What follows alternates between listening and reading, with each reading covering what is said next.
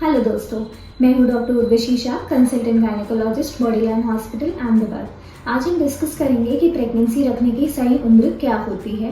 पर आगे बढ़ने से पहले कुछ मामूली फैक्ट्स ताकि समझने में आपको आसानी हो।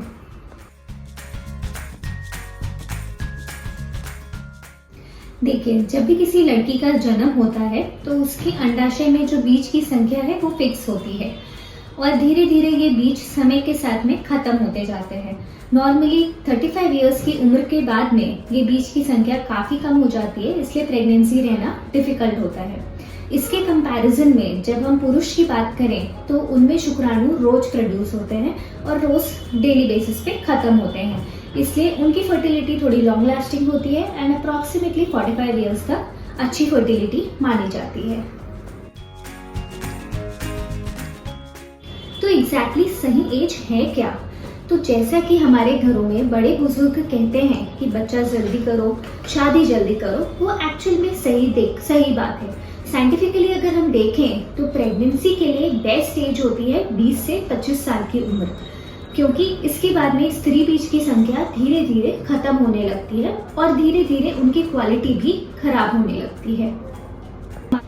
पर समय के साथ में हमारी प्रायोरिटीज चेंज हो रही है। आजकल करियर, एजुकेशन, जॉब ये चीज ज्यादा इम्पोर्टेंस रखती है रादर देन प्रेगनेंसी।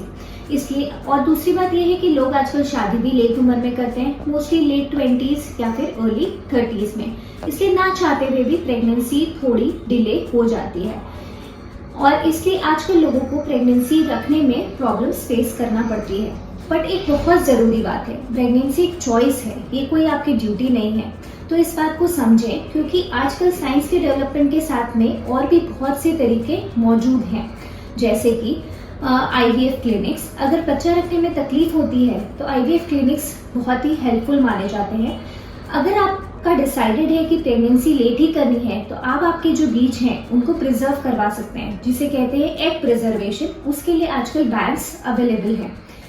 बहुत मेहनत के बाद भी अगर प्रेगनेंसी नहीं रहती है तो दूसरे ऑप्शंस जैसे कि सरोगेसी और अडॉप्शन बिल्कुल मौजूद हैं।